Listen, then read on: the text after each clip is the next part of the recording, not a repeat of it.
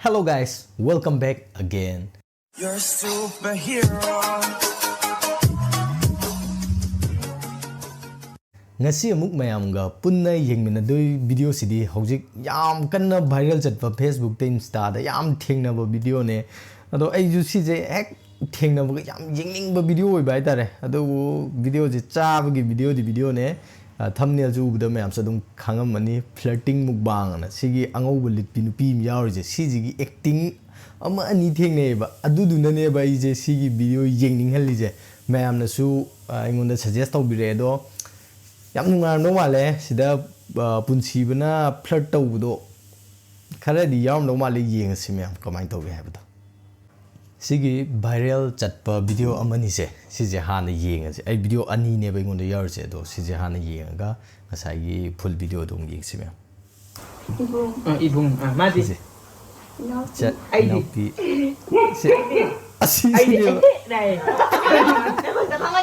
강은이 거 ID ID ai simagi acting je hello ID kan ande ba ID ID 진짜 하요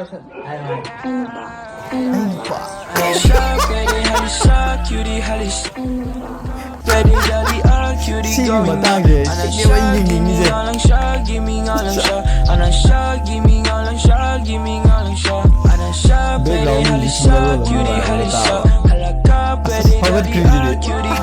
yeng je amadung yeng je siji thengnare aduga siji magane ba thengnai je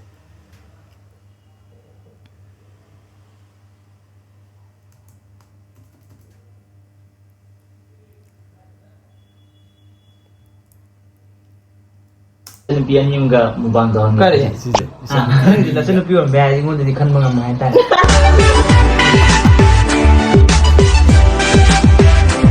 Mau di sana pineh kare. Nang benet dah. Pada tu sendiri.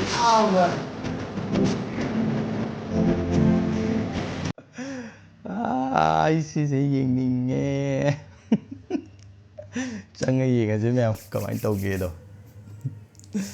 ai di ba asigi nupi macha haigadra leisabi macha jigi saina tangong sukchalak ko je sije am nuksi ba tare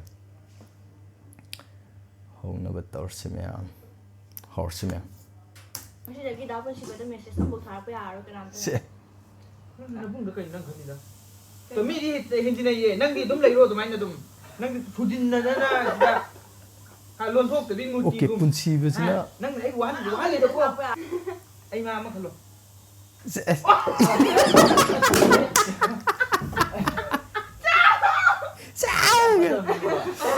Nupi kita magta mama na kay na ngam mo mi ni ko si pullo no masan. ani je mo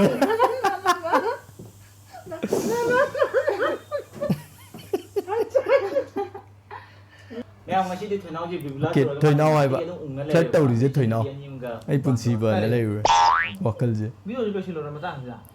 Chân nupi cái nang di na di. Nang di na chân nupi on ba ingon di kan mga mahay tayo.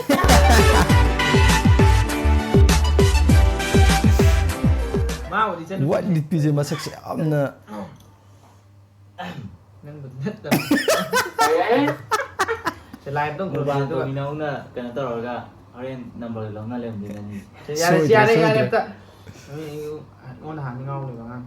em da Ya de se telai pura mo mem. Han bagi di mem di jara ke hai di matung di jara di ai sa rồi da pura ya amu ko pura ma. Si kai kau ke. Kali sama sa to. Mem di jara ke. Kau gần đi cái này. Mem lagi like dum. Hau se ko so ham ga ne kang le tha ka. Kang ya. Di ya ni dum sa rồi. Nang chang, nang chang. Apa? Masa di ke di. oh ini pasal sih dia Aduh cang. Sao? Se. Wai. Wow. Si di macam na mabung di in ba ne kai ti ka. Yên mày từ lâu kìa. Mà khá là gì đó. Yen mai na ti ro mo mai ni. ang ogu je lit pa nupi je masak se amna Kaino ni? yeng ba yamna Na sige. Hazel bai ga dra Eh. mai sam hat chinara khang de what's up ta yi phajai ba Ano to? Mama na. 난 많이 수많은 짜고 씹는 맞아요. 용기로 보지 비둘기. 다이렉트 볼리 우드 yen bài xích khăn không vậy thì thế nào 짝꿍 là cái món điều dạ đây anh cha hầu đây anh ở ma hầu rồi nó hầu rồi thôi bà Dòng quái á. Mai lần tính hồng nhập một tí. ano upizina khara yam ngange ama jidi pangang di đi bla số lên mà chứ chân biên nhưng mà bằng đầu thì nó bị sợ ông chưa chân được hay đấy thôi vậy nè ai cái điều ấy đó nè cái điều ấy rồi cái này xí một bằng cái cảnh này ra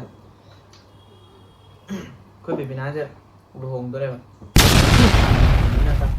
oh baby na kau ba Anh ba lấy tiền. ừ Anh ba lấy tiền.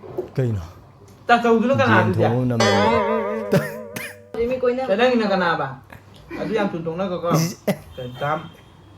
cái đá như thủy số sai vào cái xếp tàu này resource ha nó còn đến xếp tàu này phải đá như thủy số sai vào cái xếp tàu em tụi nó nutritious yam na pirak pa jala Đang xem là máy phone đâu check tao rồi coi mai bên mà. Mai là quay ra kêu là ba mẹ. Ba mẹ. mà xin chia chúng ta cái gì nào mà nó quấy nó một ba tàu đấy chả Mai là quay ra kêu là bị mẹ gì mai. ghé lấy đó Lùi. 사실래가 Đó bữa sẽ bán gì đâu đó. 사실래가 ngang vào bộ đây chỉ cái đồng nước chung muối Ra đây. Mai mà quên không mà mình đi không mà đấy.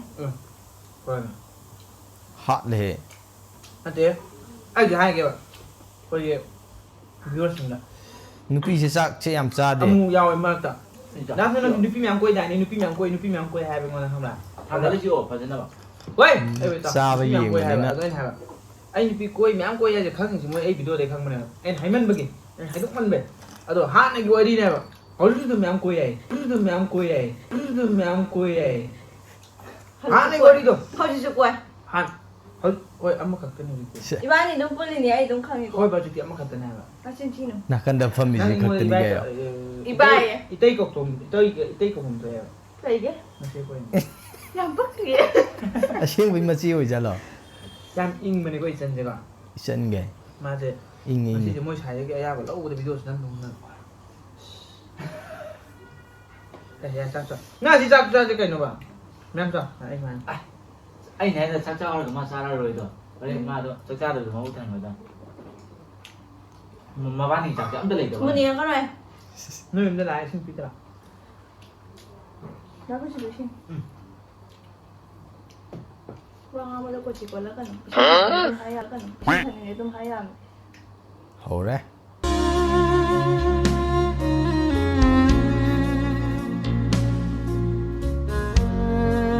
moi ming introduce tawr di nuai dau ne ai di khangdre ba 타요. chúng ta xin chúng ta xin chúng ta theo đi vào đi cái man bi thak bok thar roi ga ga dam ni cái gì đâu mấy con chỉ là môn này gì sao background music number 1 nupi ma si sak cha bang ga kang we ê ta ê xin việc thank you khang lại anh mà mày đây xin muốn đây này cái xin ngồi đây cái phải chơi đấy cái thằng cái tàu đấy bạn sa the nge ji da nhiên mà không nên tạo nó coi không mua ra那就照顾照顾，这个喏，小空了，那你去，啊，是今天找哎， Video thì cay nè ạ. anh照今天找那个， video gi kai ni em找， xem người đi ăn ai cháo ju mà mu yeng je ama ji da khak yeng na mo cháo làm từ này xem cái chỗ ai đi warning cha da na iban nhau về gọi cay nhiều Ai đi cay chứ? nâng nhau mình nát tiền, đấy, ai ya we Sharp, ready, how to shock, cutie, how to shock. I like up, ready, daddy, cutie going on. And I shock, give me all on shock, give me all on shock. Có gì ạ? mà kia đây, smart qua, ke le line đó là có hồ đây, qua, mà xem xem, À. pur sa krani Mai lấy ấy thì 이랑 또 산다나. ani je pok min nei ro Cũng là thế. ho Cũng là thế, à tôi hiểu. ai na hang ba ga ma na hang ji ga chap ma nei ji kamai toi no Ông ấy thuê cái nó. Cũng là thế. Cũng là đang chơi rồi. sao thôi qua em找看嘛看到， Thế là thuê quay bỏ. thôi bây giờ mà tôi Ủa? còn chỉ biết cái gì bo, mà mai gặp lỡ rất là khăng, quay chân dạ quay xài dạ bia bia thì lâu thì respect มันที่ปูเหรอ ha มันที่ปูเหรอ chắc sao rồi trên rồi ดาวเพิ่นสิมานั่งไอ้เถื่อ này im nè ในยิมเนี่ย ยังงงอีกแล้วโร โยงนี่รู้ กว่า ยังไม่เราดูมั้งไงล่ะ ยังงงอีกแล้วเลยไม่ ว่า ได้ ยั พอง ไม่ เป็น โด เล น ย เนี่ยเพิ่นอ่ะ มาใช่มิ้มเลยบุปาตาดาเปลี่ยนน่ะ ก็จะไปหาตัวเนาะ มาตั้งไอ้วิดีโอน้ำหนักกูจะทางไม่ทันกูช่วยเดิน ต้องจันจะนุปีกล้วยต่ำเนี่ย นุพี่อามาจะมาสักเสียไอ้มาไม่จะจุ่มเนี่ยสมัยน่ะไปจะพังเลยมาสักเสียพอใจ ดาวทุนยาวจะนึกป้ากล้วยเดินเนี่ยนึกพี่แมวกล้วยเลยเนี่ย อะดูว่าอันนู้นอุปนิสัยสิเดียไม่จะไอ้ตายโอ้ยเดียบ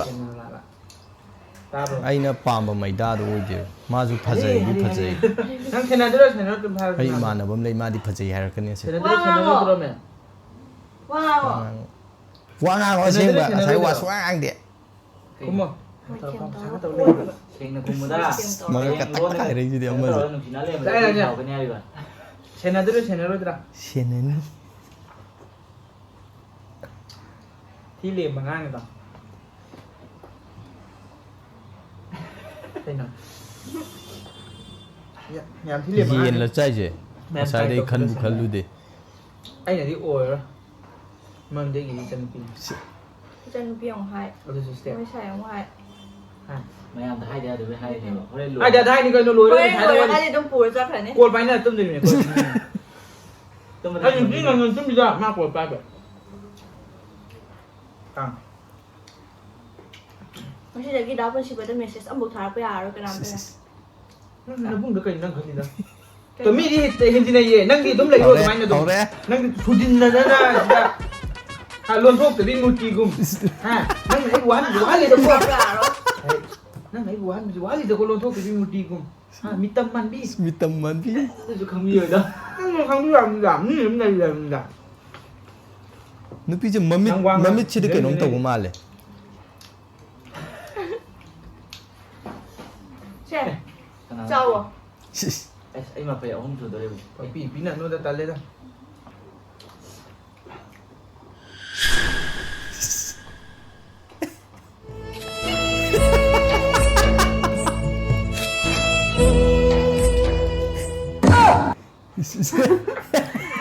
ไม่ที่พันธมุนเดียวจะหมดแล้ว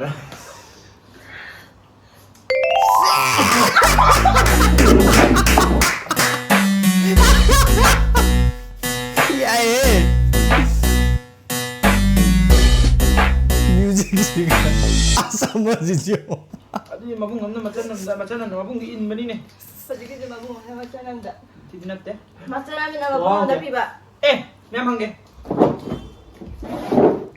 Taseng nama ki aseng Bandung sih ba, aseng pam ba ja. Mit na bo hang kan ai yang ngam dum ne. Mo mo di yang ne ba. Ma di yang ngam ai yang ne. Oh no.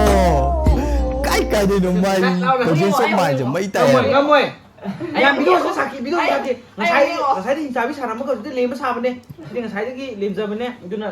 Ko si dong khang wai cha le. เจ๊จะหาต้องอีกใกล้บอกว่าต้องอีกใกล้ที่เราจะบอกว่าต้องมาในจางสตอร์กันเนี่ยมาในกล้วยในบ้าน Koi na ba ai hai koi dai ni ko. Koi nang hang. กล้วยดิเจ๊กล้วยอะไรเนี่ย Hang mo.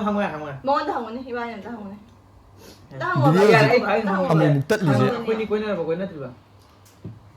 คุยเนี่ย Rất hay rồi. Ai mai chào đi này ni sum ni thi đi kia ni ba. Kể hết từ nó. One, two. Ai xin mà xin gì làm thi đấy bạn. 1, 2, 3 thi đây nè. 4. Mà một con thi bây giờ. 5 sẽ số ai hai rồi tuổi này. ให้ได้เปรย์ 4.1. เขาก็หลอก 4.2. ถ้าจะให้พี่รวยแบบโคตรแบบไม่เปลี่ยนไปดิ Así tao cái đầm này mà 4 depan cái đầm này bạn. 4.5. เดินมาใกล้แบบเดินมาแล้วใกล้แบบต้องโตเลยเลยแบบ Mừng rồi này. Thôi anh nói เจ๊ rồi ไม่ này. ได้หรอกเจ้ากับเจ้าเลย Koi na ba koi na ta ba rất hay rồi ta. Kể ให้ hết. หรอ Rất hay rồi. ไม่เดี๋ยวพอดีใกล้กันเดี๋ยว ใกล้ Thiền đó cái tàu đi. Mày sao chỉ kia nữa là gì còn được đi ba. Koi na ya rồi. ai bị cái phi bên năng mẹ mang ai cái phi bên năng phải phải mà thằng xào với năng nha chum mẹ mua đi ที่บ้านนี่เจ๊เชี่ยงมาเนี่ย mi cô mà nó bao quên mình cứ ngang nó tối lên này Video thì để lấy cái này. rồi bây giờ chỉ lấy cái hai này cái อ่า nào ยำน่ะเขียนตรงไหนเดี๋ยวนะ คำบรรเจ้ากันบรรลุปา cái ตา đấy đây đâu Hai cái là tu. แล้วเป็นใบบางนี่ต้มชาแบบเนี้ยเอาเชี่ยงมาเลย xin xin gì Là ชื่อ tu. แบบเท่าไหร่นู่น cái cần này xì Ba đó là đi xe ba đầu đường này nơi đầu cái cả. lấy xì có gì lấy tao ai xin cái tao cái nó lấy vào nó in nào này lặng nào này giống tao เดี๋ยวมันจะรบ ôi tao rồi ra đây xin ก็ปุ่นนี่เขาไว้หน่วยแต่ว่าสองนี่ Chào bên cha này. มาดิกระเล็บตัวน่าจะอีก cái đấy mi กระเล็บเอ๊ะ Ăn drum như này. น่าจะ ทะเลมี จุดตรงไหนบอกคุณมอลงดิ coi như mà tụi nó sắp phải bu cần nè ตินจุยโยนลิ đi luôn bao cái sản hình vậy chứ นุปีจะส่งไอ้ให้บีดี ให้พี่กูหรอ อีโร่ thằng ngang của nó tắt อีโร่มันจะมาได้กันเลยเหรอมันสิ đi luôn mà còn bao cái sản hình vậy Thì đâu mà cha đi nhìn hết cái. đi luôn mà sản hình cái ra ว่าอันไหนเราก็จะเลี้ยวง่ายดิเจ Ông ta hay video hay bảo, ông ấy không phải đi cái. luôn mà chỉ cái sản hình cái ra đi đâm vào đâm thằng bài gì xin này tại đây đi luôn mà sản cái tao đang hấp này ก็ดีรูนมันไม่ใช่บ่หอมมากเลย À, เกมใช้ด้วยป่ะ đây rồi. Ấy cây trái. mi mà tàu tầm rồi mi mà tàu tầm mà thằng ngoài mà tôi chụp rồi มีมาตกต่ำดีหางอยมาต้นจุ๊บจุ๊บ Trên này thì không em cây nữa. มีมาตก thằng cái ต่ำ này ดี mi mà tàu tầm ba ngoài mà tôi chụp rồi cái này là เสียง คุยหางอยมาต้นจุ๊บจุ๊บ อุโมงค์สิอ๋อ Thì ai thấy được xíu nó thì ai có thể mà ninh chơi lên rồi. มีในเฮลันบ้าแต่อุโมงค์สิอ๋อ Ai ăn đủ ninh à mà. คุยดีอินบุอิลลาดีไม่ใช่พี่เฮลโลไง ở tụi mày năng máy nó sang vì nó gì lại sang vì nó gì ở tôi thằng một tụi nói làm thế kìa À, mà phi anh thì tôi mà lâu rồi. ทักตรีจีดี Nghĩ ra đó. thằng nhảm thằng ninh gì đà อ้างนี่พี่ชายดีใหญ่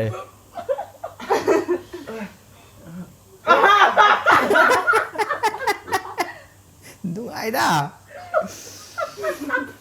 Này, กาสวย อีกไก่ตัวเดียวนี่มัน hãy.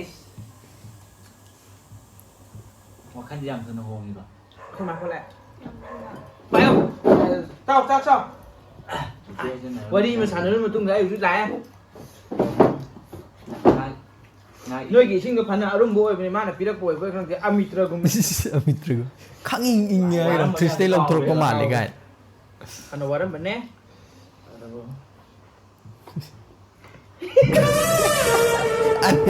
อันนี้จะมัวมัน ใช่เย้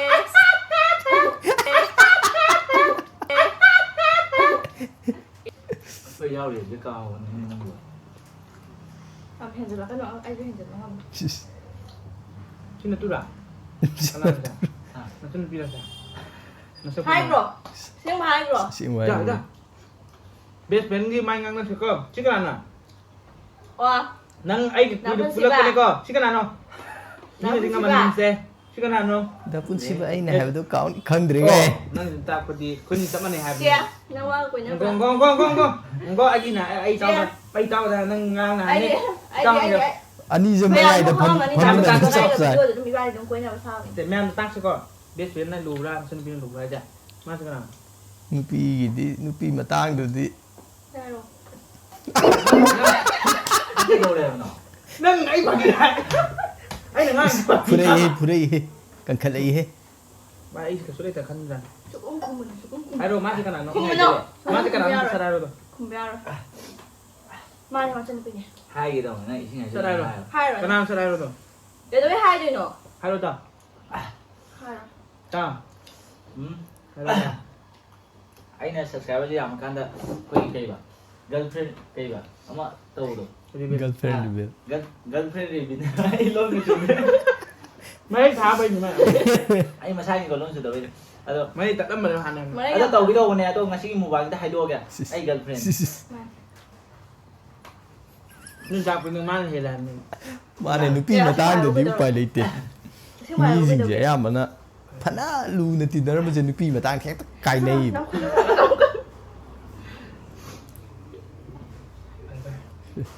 ꯑꯅꯤꯁꯤꯒꯤ ꯑꯗꯨꯗꯤ ꯃꯥꯅ ꯍꯥꯏꯁꯦ ꯃꯥꯏ girlfriend ꯍꯥꯏꯌꯦ ꯍꯣꯏ ꯐꯔꯦ ꯑꯩꯅ ꯍꯥꯏꯔꯣꯏ ꯃꯥꯅ ꯍꯦꯜꯂꯛꯀꯦ ꯀꯥꯏ ꯑꯩ ꯅꯨꯡꯁꯤꯔꯒꯗꯤ ꯅꯪ ꯃꯥꯁꯨ ꯇꯣꯛꯅꯧ ꯑꯗꯨꯒ ꯃꯥꯅ ꯅꯨꯡꯁꯤꯔꯒꯗꯤ ꯑꯩꯁꯤ ꯉꯁꯤꯗꯤ ꯀꯧꯔꯛꯀꯅꯨ ꯍꯥꯏꯗꯣꯏꯅꯦ ꯃꯥꯁꯦ ꯀꯔꯝꯕ ꯈꯟꯕꯅꯦ ꯀꯔꯝꯕ ꯈꯟꯕꯅꯦ ꯈꯜꯂꯣ ꯅꯪ ꯃꯣꯏꯊꯦꯝ ꯇꯧꯅꯤꯡꯕ ꯇꯧꯅꯤ ꯅꯨꯄꯤ ꯌꯥꯔꯦ ꯍꯥꯏꯁꯦ ꯑꯩ ꯃꯣꯏꯊꯦꯝ ꯍꯥꯏꯔꯦ ꯇꯛ ꯑꯩ ꯁꯤ ꯋꯥꯁꯤ ꯇꯧꯕ ꯅꯨꯄꯥꯅꯤ ꯑꯩꯈꯣꯏꯗꯤ ꯍꯥꯏꯔꯅꯤ ꯃꯥ ꯇꯣꯛꯅꯒꯦꯔꯥ ꯅꯠꯇ꯭ꯔꯒ ꯑꯩ ꯀꯧꯅꯔꯣꯏꯔꯥ ꯑꯃ ꯈꯜꯂꯣ ꯑꯩ ꯀꯧꯅꯕ ꯑꯩ ꯉꯥꯏꯈꯣ ꯃꯤ ꯋꯥꯔꯤ ꯂꯣꯏꯗ꯭ꯔꯦ ꯅꯪ ꯂꯣꯏꯔ ꯉꯥꯡꯉꯨ ꯑꯩ Ai ꯀꯧꯅꯕ tụng nghe kìa đó, ma tụng nghe. ꯑꯗꯨ ꯂꯣꯏꯔ ꯍꯪꯉꯁꯦ Ai tụng này kìa đó. Ai Ai tụng nào đâu vào tu cả. Ma tụng nào đâu không không.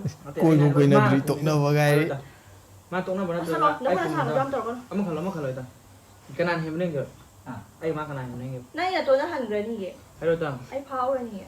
하디 girlfriend 주 동나와 누가 아니마기 동나봐 하람이 nó tên đi mà kì nó tên ai chứ Anh má đi 똥나 đã 보나 mà ai còn nó tên không ai thì má 똥나 cái na ai còn nó tên bà rồi à má quên này cái này còn nó tên ở cái mình khơi 자신나보다 그게 마 câu nói 하야되나 아도 맞도 그래 ꯀꯧꯅꯔꯛꯀꯅꯤꯁꯤ ꯁꯤꯅꯦ ꯋꯥꯈꯜꯂꯣꯟꯁꯦ ꯉꯥꯛꯇꯪꯁꯤꯗ ꯑꯩꯈꯣꯏꯒꯤ future ꯎꯁꯜꯂꯒ ꯑꯗꯨꯕꯨ ꯑꯩꯁꯦ ꯍꯪꯉꯤꯁꯦ ꯅꯪ ꯈꯪꯗꯦꯗ ꯁꯤꯁꯦ ꯍꯣꯏ ꯑꯗꯨꯕꯨꯗꯤ ꯇꯁꯦꯡꯅ ꯍꯥꯏꯔꯕꯗ ꯑꯩꯈꯣꯏꯒꯤ ꯅꯨꯄꯤꯗꯩꯗꯤ ꯏꯃꯥꯟꯅꯕꯅ ꯂꯣꯏꯀꯣ ꯑꯗꯣ ꯍꯥꯏꯗꯤ ꯅꯨꯄꯤꯁꯤꯗꯤ ꯄꯨꯟꯁꯤ ꯆꯨꯞꯄꯩ ꯂꯩꯃꯤꯟꯅꯗꯣꯏꯅꯤ ꯍꯥꯏꯖꯟꯕ ꯏꯃꯥꯟꯅꯕ ꯀꯥꯏꯅꯕꯗꯤ ꯌꯥꯗꯦꯕ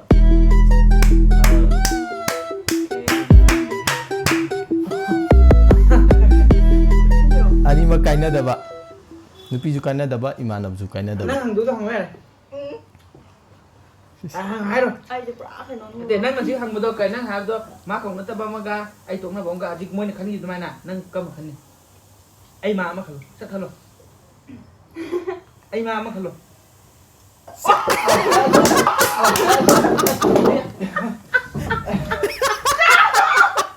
ꯌꯥꯝ ꯐꯠꯇꯕ ꯃꯤꯅꯤꯀꯣ ꯅꯨꯄꯤꯒꯤꯗꯃꯛꯇ ꯃꯃꯥꯟꯅꯕ ꯀꯥꯏꯅꯕ ꯉꯝꯒꯗꯕ ꯃꯤꯅꯤꯀꯣ ꯁꯤ ꯄꯨꯜꯂꯨꯅꯣ ꯃꯁꯛ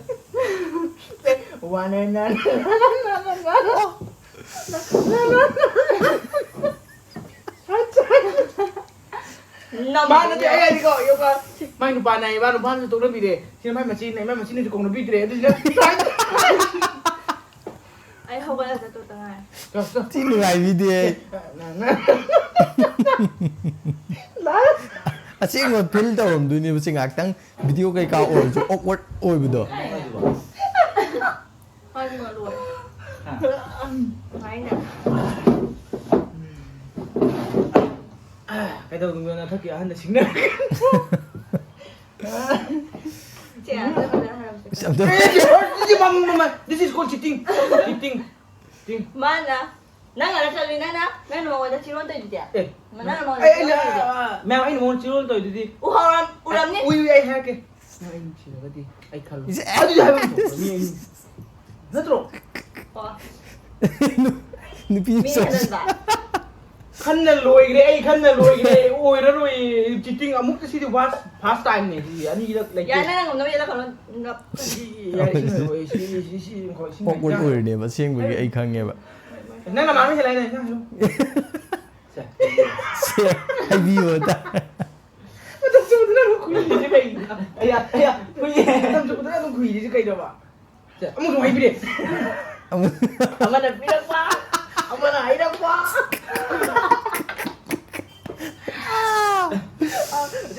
ꯑꯩ ꯅꯨꯄꯤ ꯑꯃꯁꯨ ꯅꯨꯡꯉꯥꯏꯕꯤꯗ꯭ꯔꯦꯕ tumbe ya mati khải rồi cái tum nhà ꯆꯥꯛꯑꯦ dạ em muốn luôn hay em muốn luôn ông là bị đau quá ông là hay đau quá Chị ăn chị được. mi món này gì nào vậy ông là bị đau quá ông là hay đau quá เขากันเลยสักกี่ตัวนะ Dạ ก็ phải là đối hẹn với nhà đấy. Hề này, rất là Mình là có khăn là. xa cái được rồi đó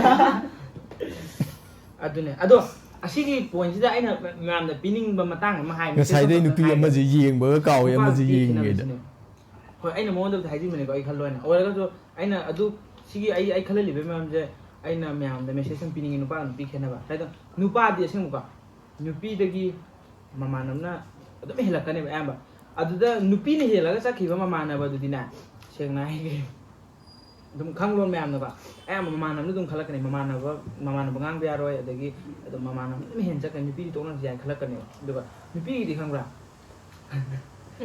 ꯃꯃꯥꯟꯅꯕꯤ ꯑꯣꯏꯁꯅꯨ ꯑꯗꯨꯒ ꯅꯣꯏꯅ ꯍꯥꯏꯕ ꯅꯠꯇꯦꯀꯣ ꯑꯗꯨꯝ ꯑꯩ ꯑꯌꯥꯝꯕ ꯍꯥꯏꯕꯅꯦ ꯇꯟꯖꯥꯁꯦ ꯂꯧꯔꯒꯅꯦ ꯃꯥꯅ ꯍꯥꯏꯁꯦ ꯐꯪꯅꯕ ꯑꯣꯟꯅꯕꯗ ꯑꯗꯨꯅꯤ ꯅꯉꯣꯟꯗ ꯈ꯭ꯋꯥꯏ ꯅꯠꯇꯦꯀꯣ ꯄꯥꯝꯃꯤꯁꯦ ꯅꯨꯄꯤꯗ ꯑꯗꯨꯅ ꯑꯩꯅ ꯍꯥꯏꯗꯤ ꯄꯣꯠꯇꯣ ꯅꯨꯄꯥꯒ ꯅꯨꯄꯤꯒ ꯈꯦꯠꯅꯕꯁꯦ ꯅꯪ ꯌꯥꯝ ꯄꯪꯉꯤ ꯀꯣꯜ ꯇꯧꯁꯤꯔꯣ ꯅꯪ ꯌꯥꯝ ꯄꯪꯉꯦ ꯍꯥꯏꯗꯤ ꯐ꯭ꯔꯦꯟꯁꯤꯞꯁꯦ ꯅꯨꯄꯥꯅ ꯍꯦꯟꯅ ꯀ꯭ꯂꯣꯁ ꯑꯣꯏꯕꯅꯦꯕ ꯈꯪꯕ꯭ꯔꯥ ꯑꯗꯨꯅ ꯑꯩꯅ ꯍꯥꯏꯅꯤꯡꯉꯤꯁꯦ ꯑꯗꯨꯅ ꯑꯃꯅ ꯑꯃꯅ ꯑꯩꯅ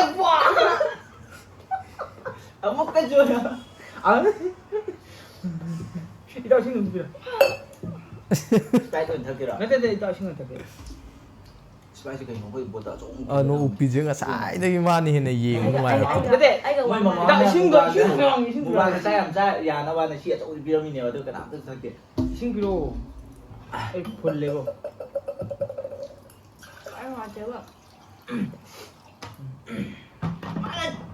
사이 담아다 사이도 담아 야래 막 걸레 봐 형님 아시 이따 아따 해설하겠네 이따 이끼야 양 걸레 야로 미 에이 볼래 이러고 형 걸럭 빠지시네 미 뭉시나다 쩍쩍 미친 거 아니야 진짜 어머나 삐럭 봐 싱글 바이더보다 탁구 감도다 ꯊꯣꯏꯅꯥꯎꯁꯨ ꯃꯩ ꯇꯥꯏꯌꯦ 자 ꯁꯣꯝꯗ ꯁꯤ ꯃꯃꯥꯟꯅꯕ ꯅꯨꯄꯥꯁꯦ 이따는 삐와 많이 했네 이따 불래 아이 그자 하나들 마사나 마이 마뚜도 비행기요 근데 ꯃꯇꯨꯒ 이따 불래 난 파이지 마이 마뚜도 이따도 삐니야 아버지죠 아무나 삐랑 봐 아무나 일러 봐 Mày xấu cái không đi nha bạn 나도 아이씨 한번 해봐 아이디 아무리 난 라면 어려워 마기 데 따그래 ngasi 아무나 삐랑 봐 아무나 일러 봐 Không có là sao khi đấy nhỉ 아무나 아무나 들어가니 아무나 삐랑 봐 아무나 해랑 봐 nang ai na kuini na bung da sing na no sing na no ai biết ra Ôi xin này gì la lao đi mẹ mang Sao rồi cái nào ai làm giá kre Bây giờ hay rồi cho ibung da sing na rồi ibung da sing na rồi cái nó năng ngasi đi chân sinh ngoài thế nó ba nó pi để mà xin Ai mang không đầu bây giờ hundotr이 해 우도 나한테 하였나 Ra đấy hundotr이 생기네 나한테 하였니 ngoài đi xe Ai đi qua thì tao biết được á đây mẹ hát ngoài xe nó tàu nhé đi xem đây làm sầm bạ 아이디 링카이 meeting guy ôi bạ phải tông xe dạ đấy ngasi đi mẹ đây là mà sắp tạc cái mà đi khôi chân xeซึ่งมันสักมันตัวแต่ว่าซุมไอ้ที่ซุมยำจำไปเนี่ยอะตุกะแกนี่มีน่ะซุซุนุ่งชีบะฉันเนี่ยนั่งกันติไปฉันเสียยามมีน่ะซุนุ่งชีบะโอ้ยเนี่ยอันนี้มาดิมีทันไงอโนกะดิ 난 비디오도 좀 안 농락이거든 กะดิ Ai kìa này nào มาน่ะหนูน่ะมันมีหายรักปะเนี่ย นี่นะตัว อโนกะดิอโนน่ะไม่เดียนจ้า 라시레이네 거기 라시레이. 아마 인스타에 힌디 드라마 내장에 캐로이기야 캐로이 힌디 음식이 없는데 아노 그러면 아주 파자. 말래 참고서 많이 핫하다가 그 캐로이 ai đi nhau mà giờ vẫn chẳng làm gì ngay đây để khá đuôi nó chẳng là bao nhiêu câu rồi 하자 보내 생각이냐 Má nãy chia nè, năng nãy bung nè, má nãy nupa nè Rồi đấy Aduh nang main ni. Makan ano? Kanan. 오케이 시다 에이 누가 또 말라 anh qua mà Ye, cái gì nó chặt. 서스테 Ye, yên này. Ôi, cái nó mang vô đi à sáu miếng ghê. Ê. Anh đừng có mang nhà nộp dầu em thì mình xin chắc là mình xin cái gì không ạ? xin nè 거기 기회를 들어보니 비디오 거기나 티가 하야 되고 민재가 그거 안 되니 Xem nó gọi nước Mình pin. liền sang cái gì mà nó chạy kìm Nước pin nó phải sau nhưng mà ra. Nâng mà sật thi cả hai bạn, nâng cái nó tôi nhưng mà sẽ thi là cả hai bạn đấy. Ya, cần Mình liền sang bao nhiêu tiền quá là ngày mình cấp tổng thống với mình cấp tiếng Anh là hai bạn. 파자바기 Mang cái này. 파자바제 시제 아이나 탱나바 아마고 anh bán ngoài rất là Hai đứa mang Hai cái đứa này sẽ đây rồi. Em 2 bây giờ chết rồi Ngoài thì video ngoài gì vậy? Mang cái 비디오 누가야지 boyfriend ngoài Đây rồi, đây rồi. 보이프렌드 말 사진 미행 가는 자리가 Mang cái này nó. mami nami chơi chơi nang mahal ka niya Kum trim. Jangan. Masuk ke nano. Hai mas. 2 rồi Masuk ke nano.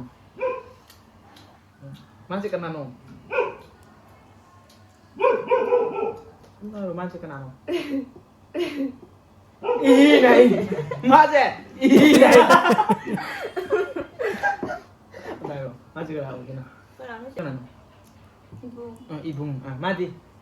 Nafi. 아이디. Ay, nako. 아이디. 나이. Ako, nakangan niya, nakangan. 이제 강은 이거. Che! 아이디. Asya mo kayo. 아이디. 괜찮아. Ano, boyfriend lang. 그래. 강은호. 아이디. Hinapula. 그래요. Minay. ako inakhaligo. Kangan niya siya. Pero ame. Bye bro. Why mo minuwa? Minahati ko rin ito. Ay, okay po ka lang. Kangan niya siya. Pero ay ka na, di ba? Hai chứ, hai chứ, hai chứ, hai chứ. Sharp, ready, halisa, cutie, halisa. Ready, daddy, cutie going on. Ana shark, give me all on shark, give me all on shark. Ana shark, give me all on shark, give me all on shark. Ana sharp, ready, halisa, cutie, halisa. Halaka, ready, daddy, cutie going on. Ana shark, give me all on shark, give me all on shark. Ana shark, give me all on shark, give me all on shark. Sharp, ready, halisa, cutie, halisa. Ready, daddy. It's all entertainment. Snoopy amazing tak yeng le ho ri di. Okay, lore yam ti na nuai yeng bze. Ho dei loi bo. Mayam punna flirting mukbang yeng min na kre yeng ba yam nuai ho dei loi bo adum entertain tor ga dum lei ba hai dar yeng mo tum sin wo bjani viral chali je. Aduga sida aina ngasai khoi gi phajabagi definition ama ha do. Aina sum thengna ra pode khoi gi mi je fana phajarazu magi manungdagi phajadaba kanguje manung phajadaba kanguje sije phajarazu yade ado sijidi akoi phajade na khallaga akoi manung phajarpa kanguje sidi loina ra kanda dum phaja thokuje heleba aduna sunga saigi hanba angang ani do uba kanda amana adum ingchingna lei aduga amana adum breng breng breng ngang dana khotana tor leina ado loi phajarak pai tare loi yeng matamda ani makse amta kai hani amane hen phajai amane hen phajai habje hani ngai leto mai mai magunje aseng bajing do unar kanda ne hen na phajabaji hen gatli habje sije haining mani da mayam daina aduga moigi sida pinari dialogue singje kaino budi aseng budi natte je koi lo understand toine do itar ga ju yeng matamda yam nungai han do chana chana na hairakpa dum yeng bada kai haini yam entertain tor ga yam nungai han bai tare dagi kainogi thoinaugi presence of mind je magi ngaktang duda thoklak bajing do pusalla ga tanja duda flirt to ho do aduga magi nupi da convince to ngam bagi quality mi yauri ba magi thangnari ba nupi da convince to han tawraga hayalak do adugi power am ju yawi ma je yeng ba yam nungai ba video mayam ama thagat pira u habse thamjare aduga nupi ama anu upi nupi je siji ju yamna magi wangang bagi skill je yam lei ado awkward oiba matang mayam am jawam do ma lei video je nammi ngei da arang nupi maja do anu upa do ado nungai ba video mayam ama puthokpi duna koi mayam pelhan view seba to view have se thamjaraga ngasi gi di video se matang soi da lusinjari aduga video sigi original link to joy description da hapcharam ge da changam yam sukso shoidana yengbiyo ai channel sida nongna changak poi targana subscribe to biramo madi nungai targadi like amam nambiramo ngasi gi di pumna mu panthoyona mu khana khorumjari bye guys.